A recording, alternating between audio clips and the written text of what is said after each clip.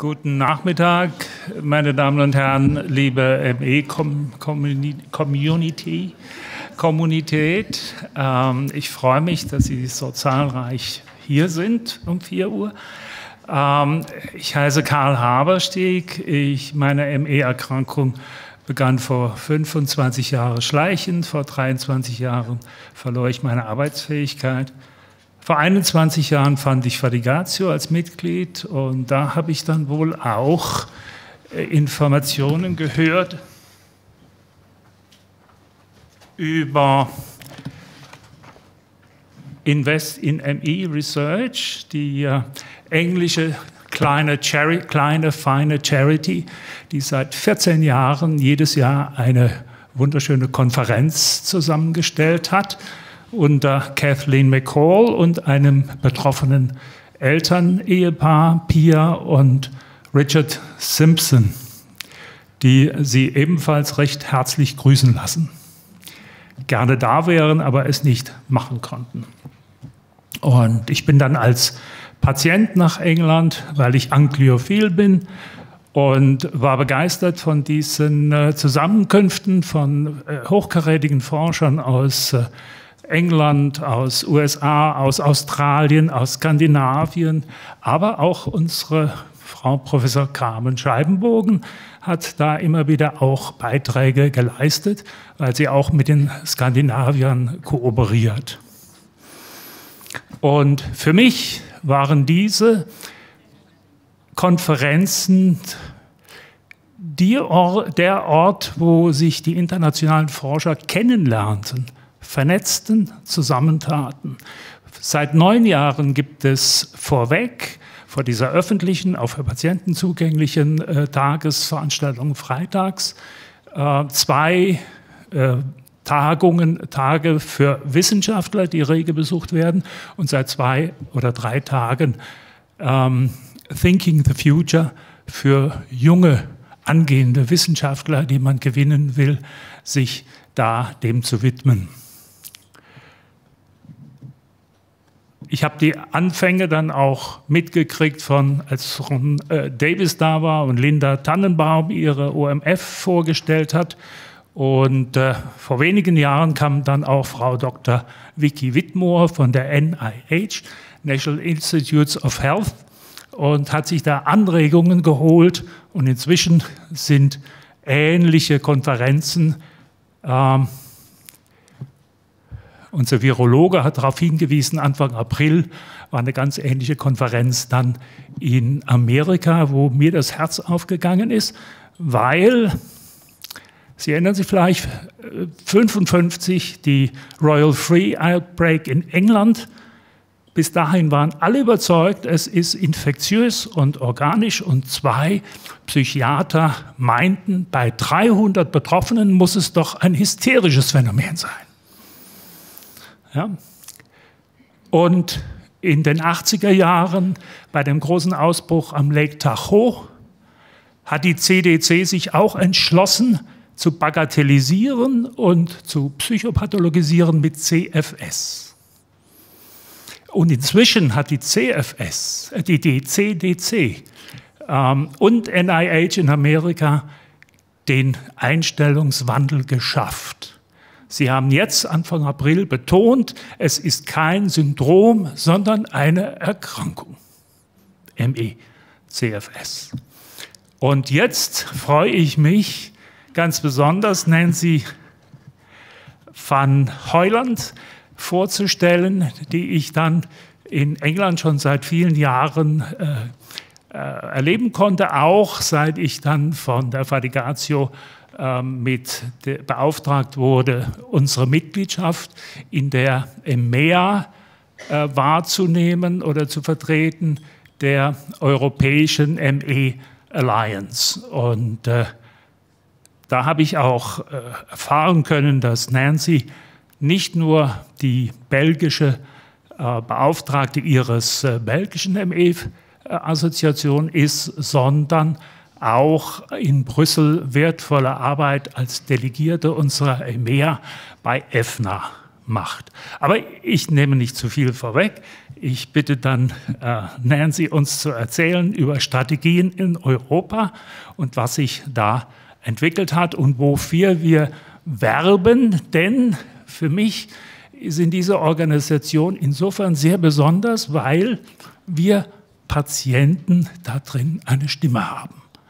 Ja, denn als ich krank wurde, war ich tätig als Arzt für Allgemeinmedizin und Psychotherapeut in einer psychosomatischen Klinik. Ne?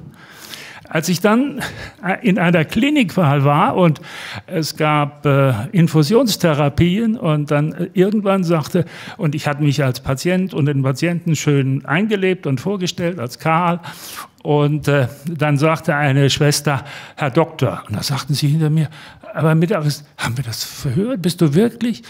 Ja, und so, ach, haben sie alle gelacht.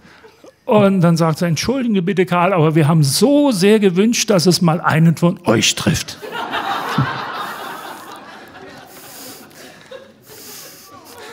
Ja, und ich hatte über 20 Jahre Gelegenheit. Bei jeder Beziehung, wer in einer Beziehung ist, weiß, dass Störungen in der Beziehung oft von beiden Seiten ausgehen. Und ich hatte sehr viele Gelegenheit, über die andere Seite und deren Beziehungsstörungen mit mir nachzudenken.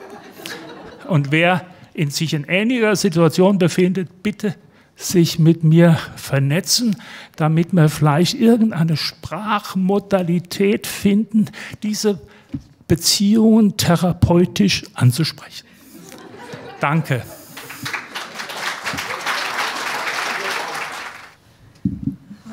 I'm sorry for sitting down, but it has been a long day, and as a patient, well, it's not that easy to stand up. You heard about orthostatic intolerance, getting dizzy, things like that, so I'll just keep sitting here. As you heard from Carl, my name is Nancy, and I wish to thank Fatigatio for inviting me. As Carl said, our chairman, Richard Simpson, sends his regards, but is really regretting not being able to be here with us. 13 years ago, EMEA was formed, and it was formed to improve the situation for Emmy and Emmy CFS patients. I will further use the term Emmy because that's shorter and it's easier to use than always saying Emmy CFS. What I heard today is that, and you all heard it, there's a lot of research going on, but despite the research, everything is moving really slow. And as patients, I can understand that we get impatient and we want a cure, we want to have our lives back. We just want something done.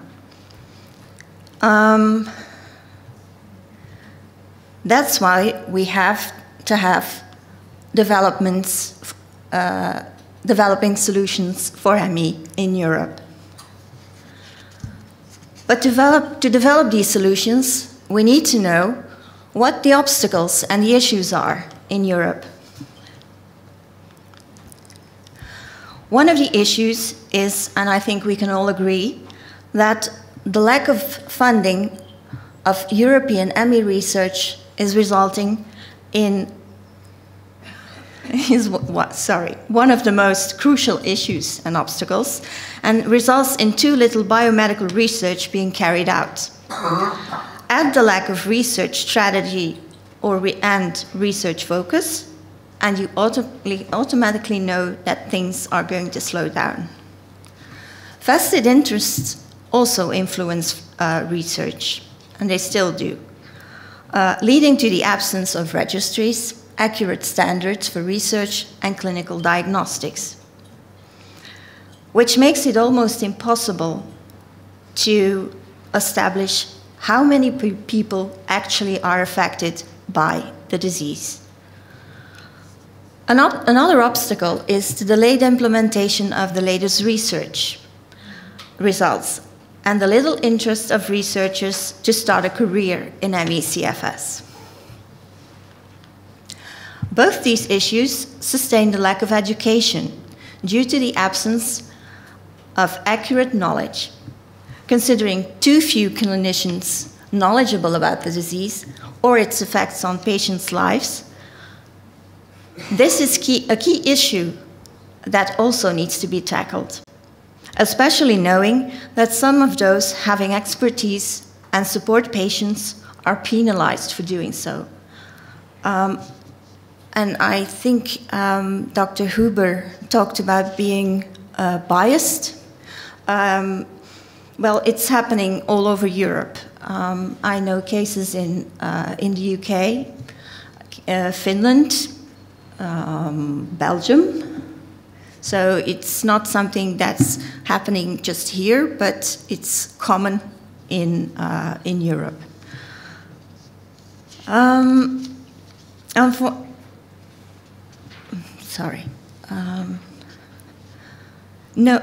Unfortunately, we can conclude that over the years, slow progress is being made compared to the urgency of the situation, and the continuing of awareness raising and advocacy is essential. All these issues and obstacles lead to poor outcomes at the expense of the patient, their families, and their carers,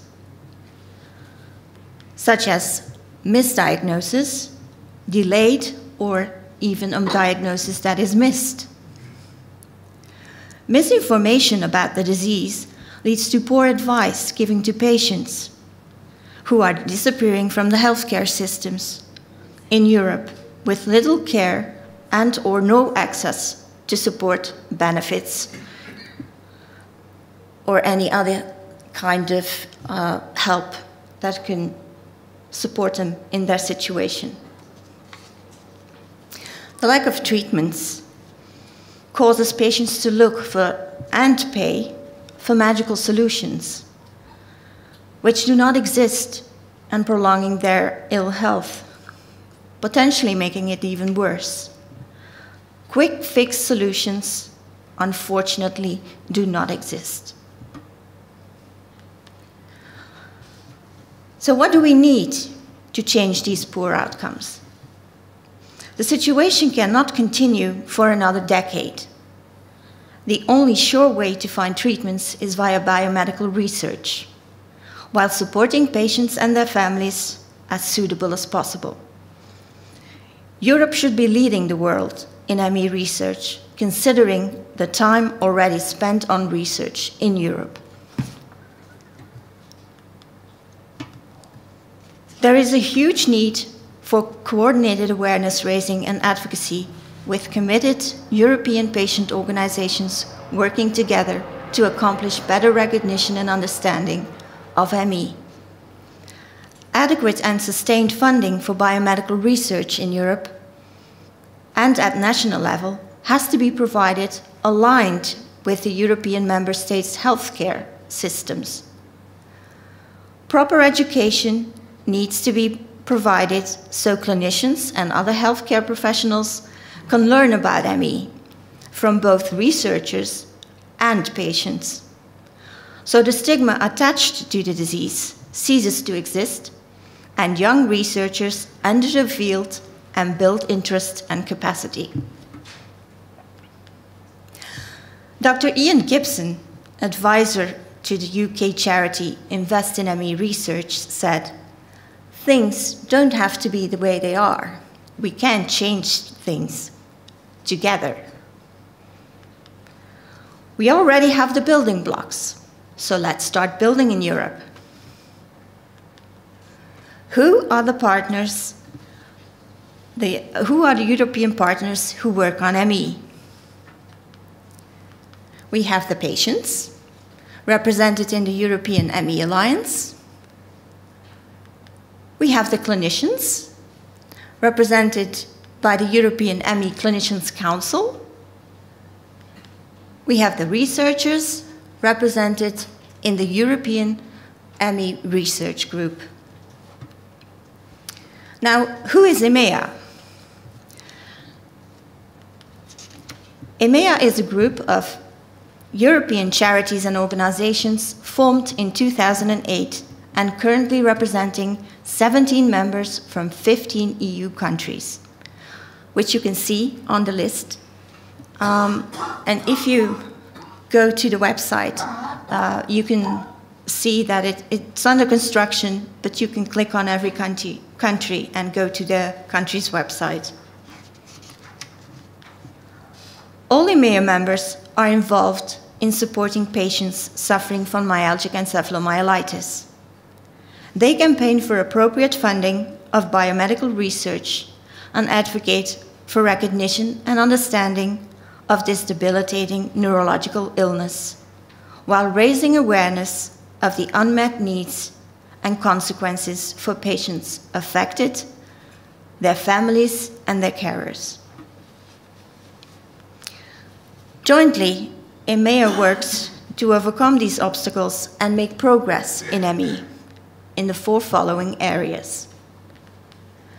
The lack of research funding. In the absence of adequate funding from national and European research councils, EMEA members are funding or raising funds themselves to start research, biomedical research in Europe. When it comes to vested interests and the influence, because there are too few expert researchers and clinicians in ME, and little incentives are given to support young researchers and clinicians for a career in ME research, it is crucial to create a committed group of researchers. EMEA UK Invest in ME Research initiated this by creating a confidential atmosphere paramount for sharing knowledge and data, and provide opportunities for future collaboration on new ideas and projects by encouraging researchers from all over the world to come together and work together to emphasize the international context. They focused on researchers with a real interest in ME and bring in researchers from other disease areas. To get agreement on standards is vital, as is providing a platform for biomedical research to the public. To move things forward, they want to use facilities and expertise already available in Europe, making it possible to create an environment to expand research across Europe and across the world. Due to the urgency of the situation, we need to keep advancing and raise funds ourselves within Europe. The lack of any research strategy or research focus means less progress. And research is key in future progress.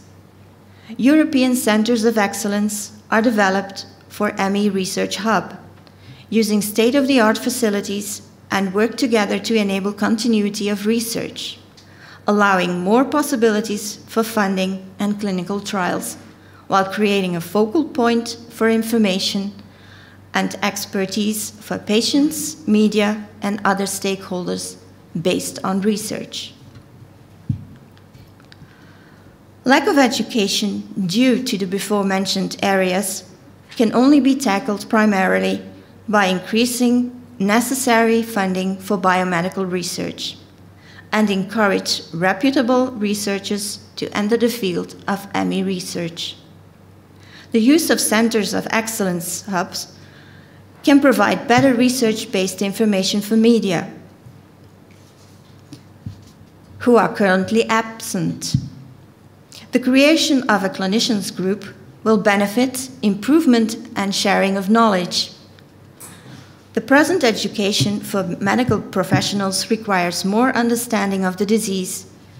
To be improved, and increased public awareness is necessary to reduce the stigma attached to the disease.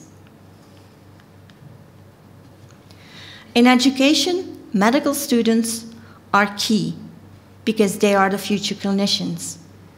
And by encouraging young, early career researchers to participate in research and form a collaborative network, you can give them a huge support and provide a chance to pass on knowledge that is already there.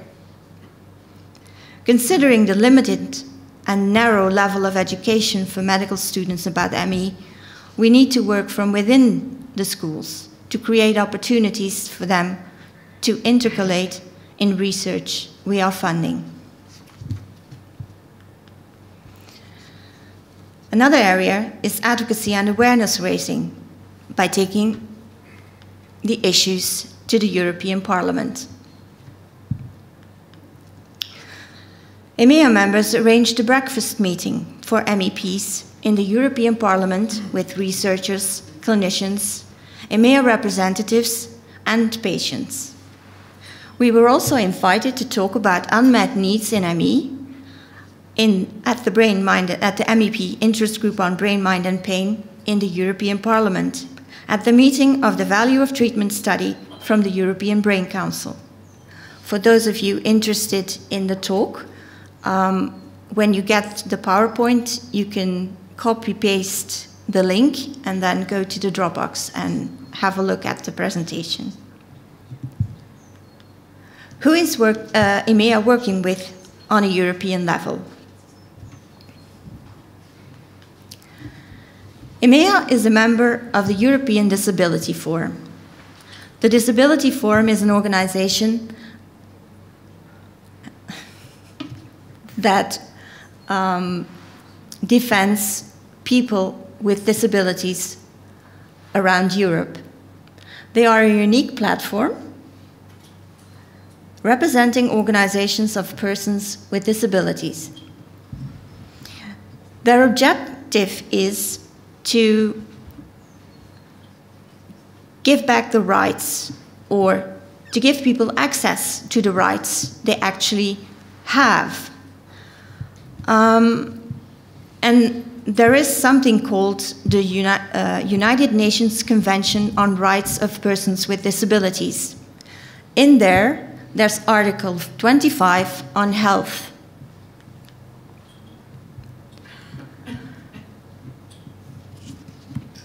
It's the UNCRPD, for short, states that appropriate measures will be taken to ensure access for persons with disabilities to health service that are gender sensitive, including health-related rehabilitation, and in particular, the states parties shall provide health services to persons with disabilities, specifically to not make their disability even worse. So if you look at what's happening in ME, we get treatment like graded exercise therapy, which harms patients. So that's actually a violation of the right to not doing any harm. There's also a requirement for health professionals to provide care of the same quality to persons with disabilities as to others. But if you, as an ME CFS patient, go to a doctor and the doctor sees your diagnosis, ME, in his computer, usually when you have other symptoms of a disease, they might say, oh, that's related to your ME CFS, and it's so much, and then you can go. They don't look any further, and they should, because it's not because you have ME that you can't have any comorbidities.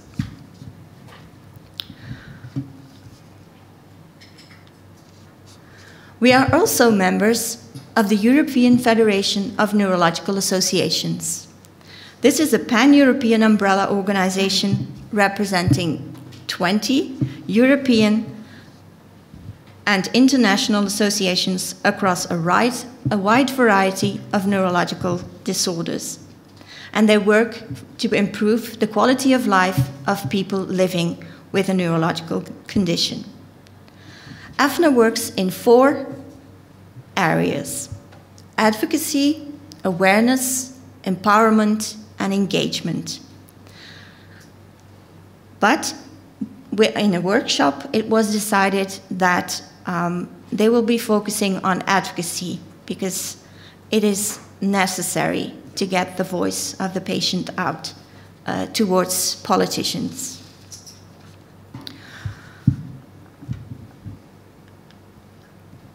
One of the initiatives joined with the Pain Alliance Europe is the MEP interest group on brain, mind, and pain, which I already mentioned. And the initiative has been going on it started in the previous legislation of the European Parliament, and they will continue and focus on the following themes: eradicate stigma, isolation, and discrimination, ensure equitable access to treatment, services, and support, and promote patient empowerment for increased involvement and engagements. The MEP interest group on brain, mind, and pain is aiming to raise awareness for neurological, but also for chronic pain and mental health conditions in Europe, underpinning by a strong patient-centered approach intending to prioritize these disorders, encourage research, increase access to innovative treatments, improve quality of life, and decrease stigma.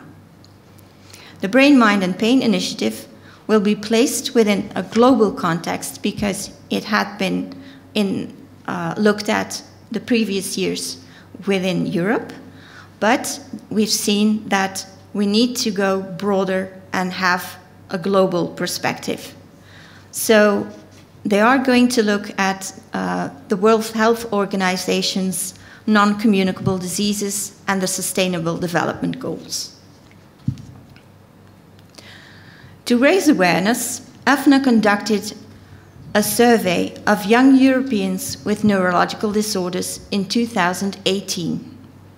These young people between 15 and 35 years old were chosen because living with a chronic illness, they face a number of additional burdens as their peers.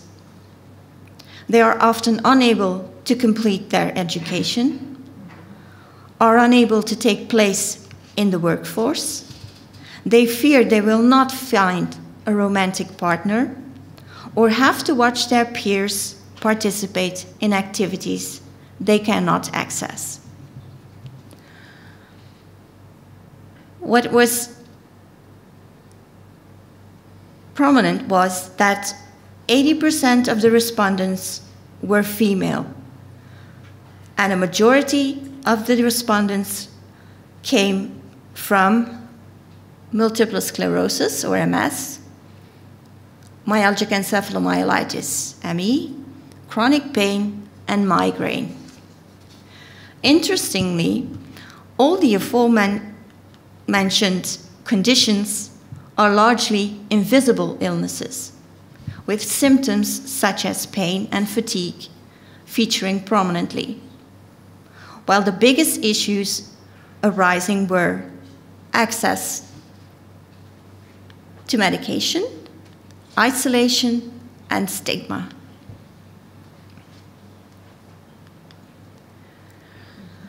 Now, what showed the results for young people with ME? While an average of 16% of the respondents had obtained a master's degree, only 8% of the people responding with ME had a degree, a master's degree. In employment, an average of 34% of the respondents are in full-time employment. And if you look at ME, it's only 8% of the young people who are in full-time employed in the workforce. When it comes to medication, an average of 72 of the respondents take prescribed medication for their condition. In ME CFS, that's 41%.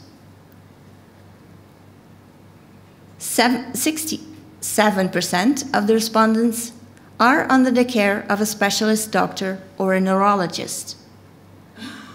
Looking at the number in Emmy, you see that only 19% of the young people are on the care of a specialist doctor or a neurologist.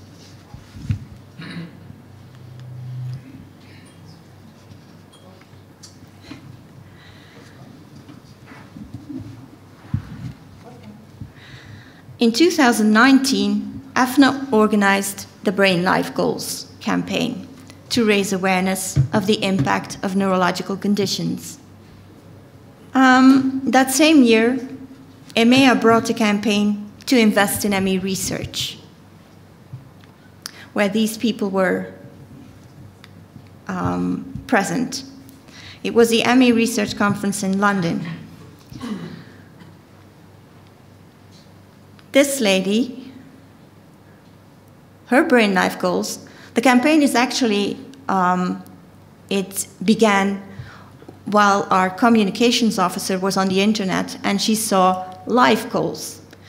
And some people have a life goal like, I want to have a very big car and drive head forward with my hair in the wind. Another one wanted a driver. And the third one said, I would like a hairdresser to do my hair every day so I don't have to do it myself. Now, that inspired her to, instead of what are your life goals, look at what are your brain life goals. And this lady, her brain life goal is kindness, respect, and getting well. This is a mom who has a daughter with Emmy. And her brain life goal is for her daughter to get her life back. This is a researcher, and it was a video, but we can't show it. But he says, patients with ME CFS are alive, but they can't live their lives. As a physician and a researcher, my goal is to help them to live and enjoy their lives.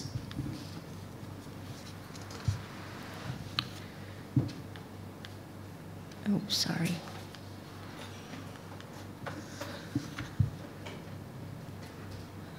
We also joined a campaign at the European Academy of Neurology conference in Oslo, where there was a YouTube video made, which you can also access via the link. And the brain life goals we choose for EMEA were for Emmy patients to be treated with respect, dignity, be taken seriously, and increase much needed research.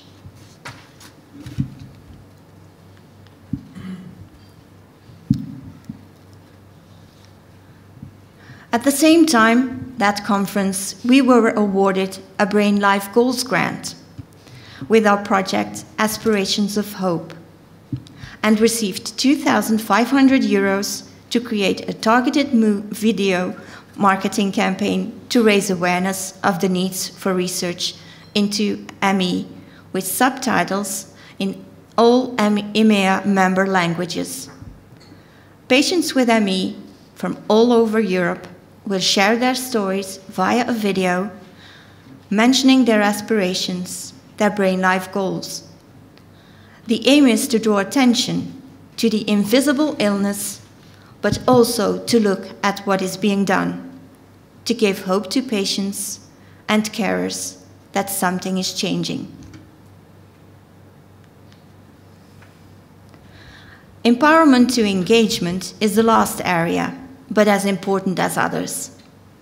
Being a member of EFNA is a rewarding experience, which has made a real difference for both ME patients and the disease.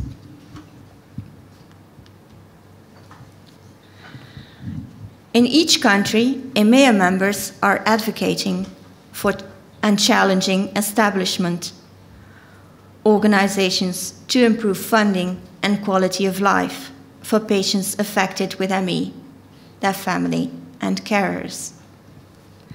But what are EMEA members doing? What are the projects? EMEA Belgium recently joined the board of the Belgian Brain Council to strengthen the voice of Emmy patients within neurology. EMEA Czech Republic is helping to formulate good national guidelines. EMEA Denmark recently helped getting Emmy recognized in Parliament as a neurological disease.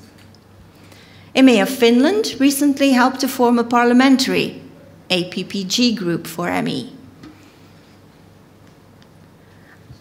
EMEA Norway has been working on a survey for the seriously ill patients, which was presented at the EFNA EAN Public Awareness Day on Emmy, organized by the Norwegian organization at the conference of the European Academy of Neurology. And in Sweden, they are working with health authorities to change how Emmy is treated and to support clinicians. EMEA Germany, I heard Carl saying to me that Carmen Scheibenbogen had built a center, but I actually want to refer to what has been said today, and it's amazing what's accomplished in Germany, and really, congratulations to all of you. EMEA Iceland is forming a group to raise awareness of ME with clinicians in Iceland and forming a research group. And they are working with a lawyer on the UN rights of persons with disabilities. In that context, I want to say that if there's anything, if you want to read the UN Convention on Rights of Persons with Disabilities, it is possible that when you have things to add, you can send them to Fatigatio, and they can send them to Iceland, so the lawyer can take those things with him.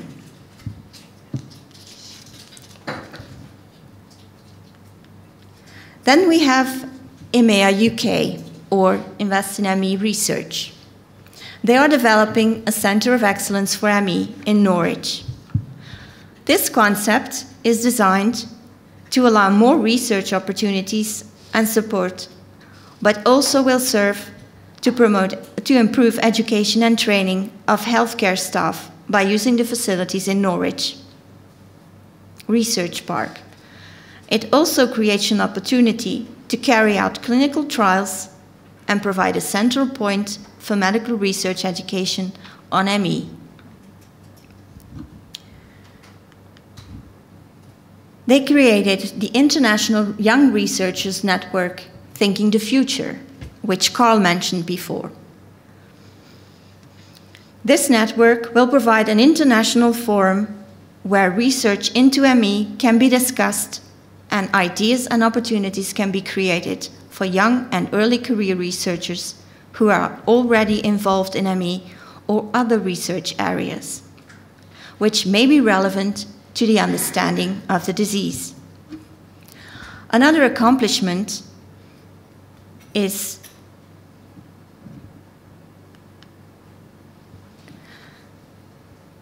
the European ME Clinicians Council and the European ME Research Group, which were initiated by Invest in ME Research. They also, like Carl told, are establishing international collaborative colloquiums where at the few last meetings, the National Institute of Health of the US and the Center of Disease Control were present. And Australian researchers, and it is a global initiative. They have set up a clinical fellowship for GPs.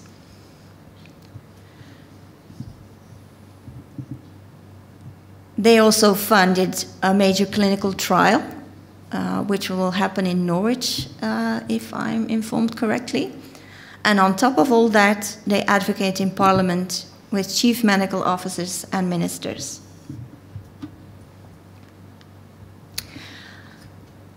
The project, No Isolation, They started for children, and it also runs in Sweden.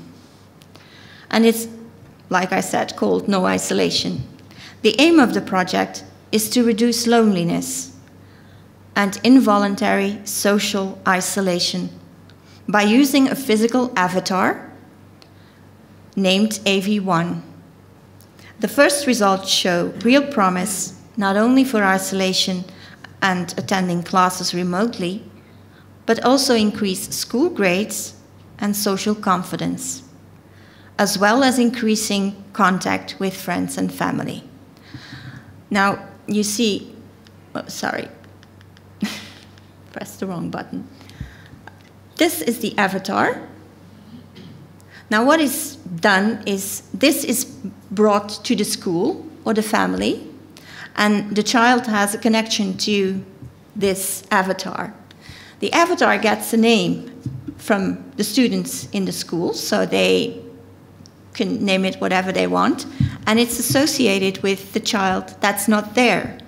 But the robot, having the robot there, is kind of a way of having the child there, because it almost looks like it has a face, and the child can communicate with through the robot with his class. The advantage of the robot is that it's can not only be used in the classroom, but when children go on a trip, they take the robot with them, and the child goes with them on the trip.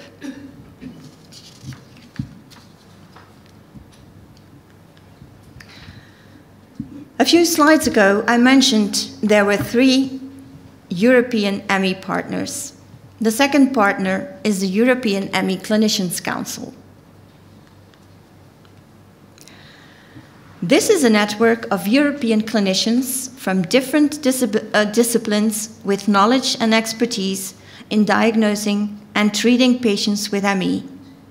The current network has members from Denmark, Finland, Iceland, Ireland, Italy, Norway, Spain, Sweden, and the UK. This doesn't mean that there can't be a member of Germany or Belgium or another member of EMEA or from another country. If clinicians are interested, they get in touch with the Clinicians Council or with Richard, and they say that they want to collaborate, so they also can bring the knowledge that's here in Germany to the group, and then the group shares, and your colleague brings back the knowledge from the group to your country.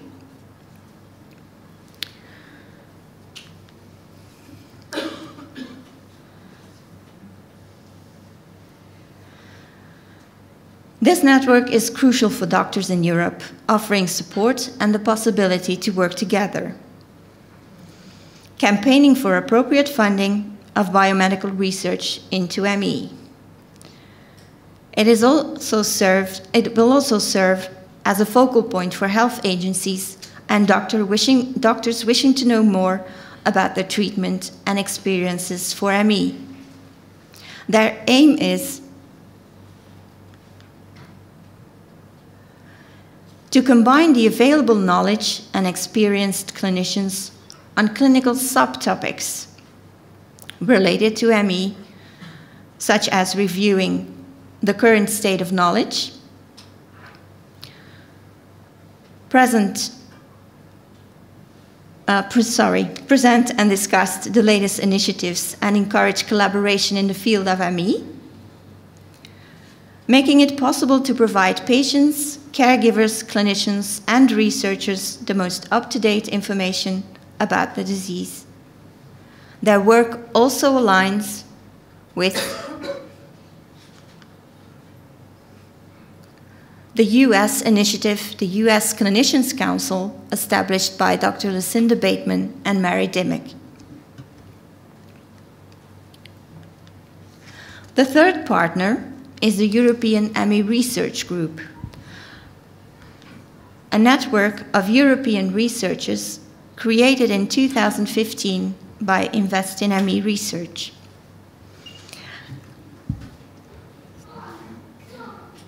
To create a vision of collaborative research to increase biomedical research into ME, which brought together the foremost European ME researchers and others in order to establish an understanding of etiology, pathogenesis, and epidemiology in ME.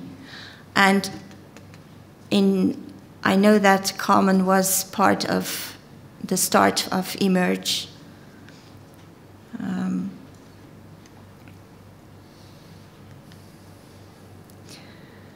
They provide a powerful combination with EMEA to campaign, raise awareness, build new research, accumulate data based on collaboration and sharing of experience and knowledge, create hypotheses, potentially allowing rapid progress, building up a strategy of high-quality research in ME.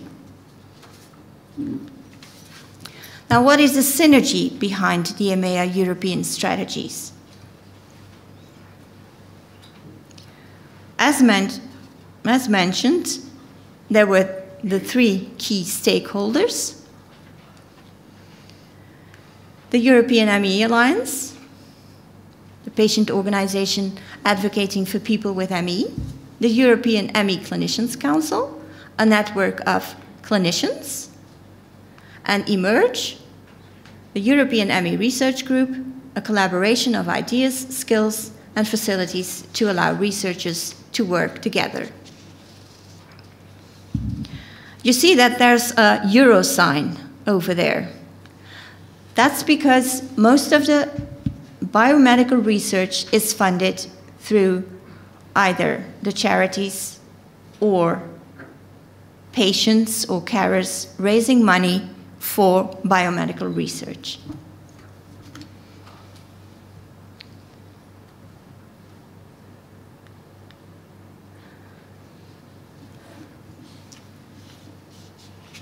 We call it the European PCR collaboration. P for patients, C for clinicians, and R for researchers. Up until now, we've seen that patients, clinicians, and researchers mostly work in their own area of expertise. The European PCR strategy aspires to join these three key stakeholders to enhance understanding, recognition, and awareness, accurate diagnosis, suitable treatment and care, and much-needed funding for biomedical research. This collaboration is vital to the progress in the field of ME.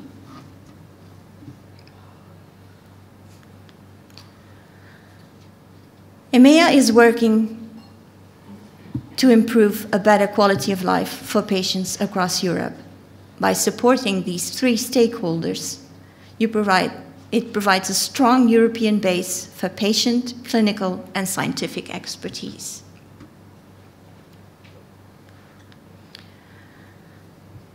Thank you very much for listening in name of all EMEA members, but I also have a message. EMEA would like to say to all patients, their families, and carers for their support, to all researchers, including the pioneers who never gave up, and the new ones who still continue, to all clinicians who cared or care for ME patients, despite the way they were or are treated, and kept or keep believing in the patient. To every volunteer supporting EMEA and its members, raising awareness and money, advocating or being there for a patient in need, and doing so much more. To all EMEA members and organizations they're working with, and anyone we might unwillingly have forgotten, thank you very, very much for your support.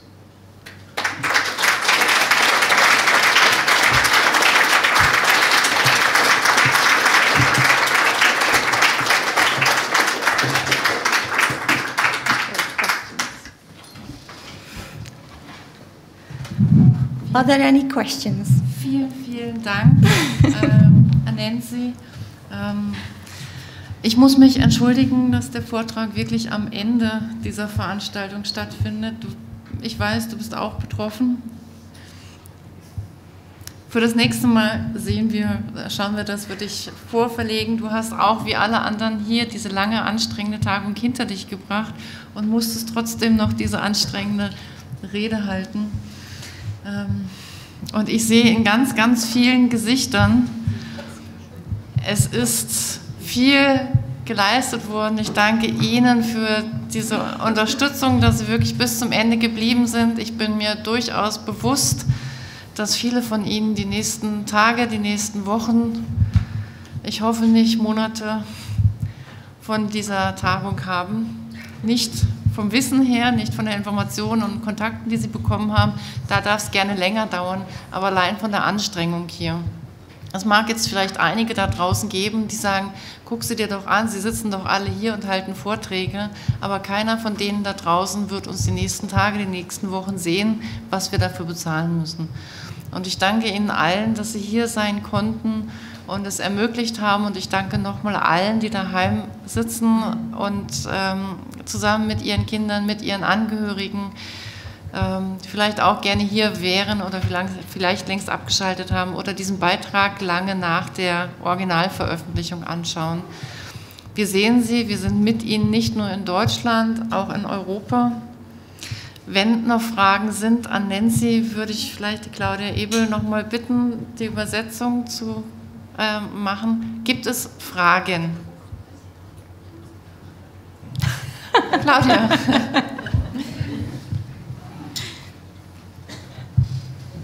Ja, ich habe ausnahmsweise mal selbst eine Frage, und zwar nämlich, ja, erst auf Deutsch, für die, die es auf Englisch nicht verstehen.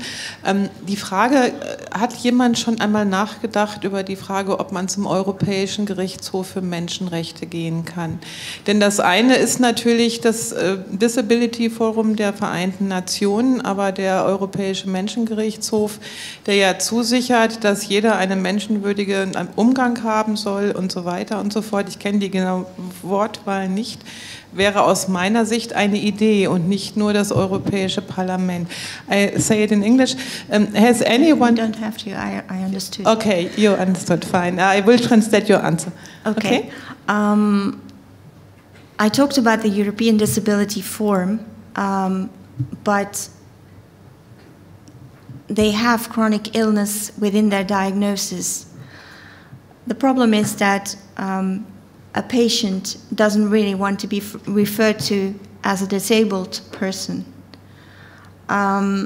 So we either have to be, we are a patient and we are disabled, but we are for most a person with a disability because of a chronic illness.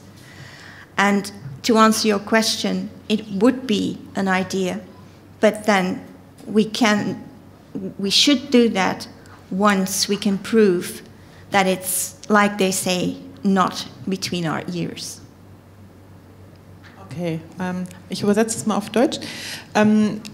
Ein Punkt ist dabei, dass es so schwierig ist, dass man als Patient und als behinderter Mensch gleichsam dann sich betrachten muss, was jedem Einzelnen schwerfällt. Und natürlich ist es eine Option, zum Europäischen Menschengerichtshof hinzugehen, aber wenn man das macht, muss man hundertprozentig sicher sein, dass man wirklich beweisen kann. Und da stehen wir leider ja am Anfang, weil es gibt viele Hinweise, aber nicht nur Beweise, dass man diesen Prozess auch gewinnt, weil das natürlich bedeuten würde, wenn das vor die Wand gehen würde, dann hätten wir nichts gekonnt. Und das bedeutet, dass wahrscheinlich noch mehr Forschungsarbeit notwendig ist, um diesen sicheren Beweis in der Hand zu haben und dann dorthin zu gehen und es dann auch wirklich, wie man so schön auf Deutsch sagt, den Sack zuzumachen. Ja. Ja. Gibt es weitere Fragen? Auch Spenden eingehen mit dem Vermerk Europäischer Gerichtshof. Denn das wird auch eine finanzielle Frage sein und ich unterstütze dieses Anliegen ausdrücklich. Es gibt viele Aspekte, vor allem, dass sich Patienten nicht in ihren Arztbriefen, in den Anamnesen wirklich wiederfinden. Und manchmal möchte ich es vergleichen damit, wenn wir das Pech haben, eines Gewaltverbrechens angeklagt zu werden, dann haben wir das Recht am Ende, wenn wir verhört wurden, unter das Protokoll die Unterschrift zu verweigern, wenn nicht alles drinsteht, was für uns wichtig ist. Welcher Mediziner, welcher Arzt hat jemals dem Patienten das Recht des Widerspruchs gegeben, wenn er völlig unzureichend dargestellt wird? Denn dann geschehen Begutachtungen nach Aktenlage. Okay. Darf ich dazu nur eine Zwischenfrage stellen? Was macht man denn, wenn man Widerspruch steht?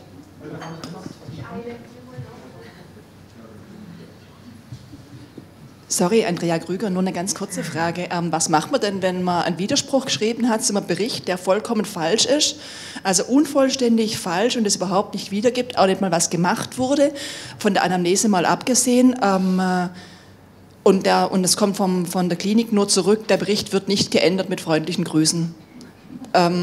Was macht man denn da? Dann müssten wir letztlich das einklagen. Can I respond? It is so that I mentioned that if you look at Europe, they're very good organized on an economical basis. But when you go look at healthcare and social services or social affairs, they don't really have anything to say. They just give advice. And it's up to the member states to implement or to neglect what they say. So, to answer your question, I know that situation I know from Belgium, but if you have a question regarding your medical health records, and there is something in there that you don't want to, you need to go to the physician who put it in there, and you have to ask him to remove it. And if he doesn't want to, then that's it. It stays there. The only thing you can do is have another doctor put something in it that is stating that what the previous one has said doesn't fit, that it's something different.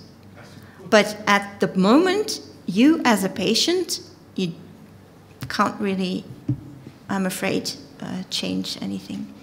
Die Übersetzung wäre, also in Europa ist es so, dass sehr viel auf finanzieller Ebene gut kooperiert wird, aber in sozialer Ebene gibt es eben keine gemeinsame Rechtsprechung oder Richtung, sodass jedes Mitgliedsland da eigene Vorgehensweisen hat.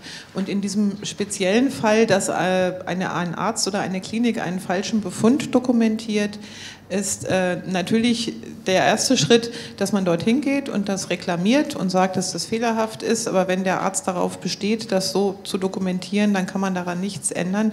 Der einzige Weg ist, einen zweiten Arzt oder eine zweite Klinik aufzusuchen, die Situation zu erklären und dann einen gegensätzlichen Befund erheben zu lassen, wo drin steht, dass der erste eben Unsinn geschrieben hat, sodass man dann zwei ärztliche Meinungen hat. Und das ist im Moment der einzige Weg, wie man sich in dieser Situation wehren kann.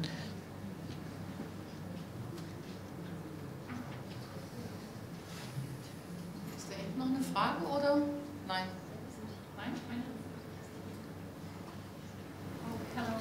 No. One simple question.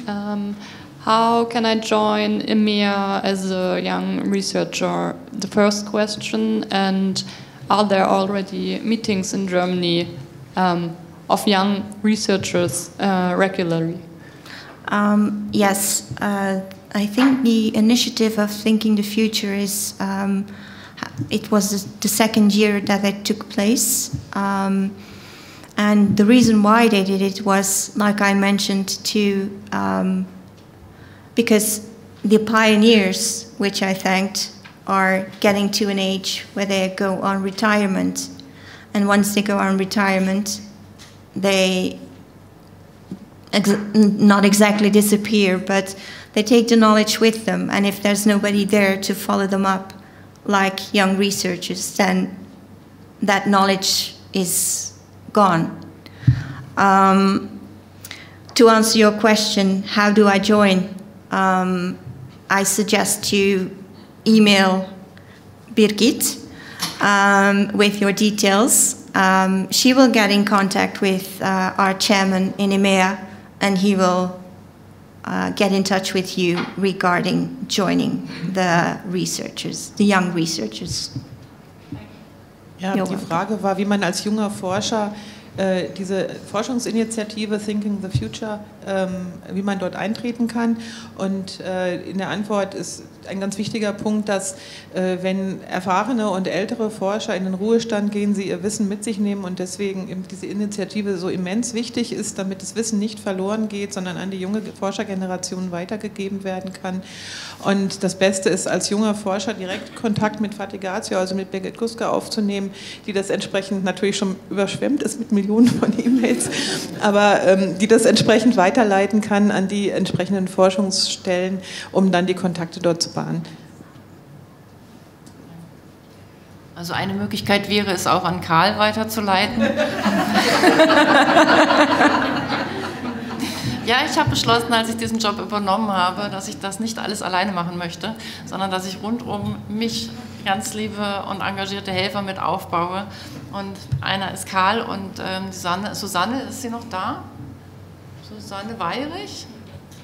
Genau, ganz hinten ist ja zuständig für unsere internationalen Kontakte und dann würde ich das gerne an Susanne weiterleiten, die dann auch gleich die Kommunikation mit in Englisch fortführt, weil das kostet mich übermäßig Zeit und Anstrengung und wenn wir jemanden haben, der das gut kann und gerne machen möchte, why not? That's true. Wo wir gerade bei der Übersetzung sind, ich möchte mich nochmal ganz, ganz herzlich bei Claudia Ebel bedanken, dass sie uns die Übersetzung gemacht hat.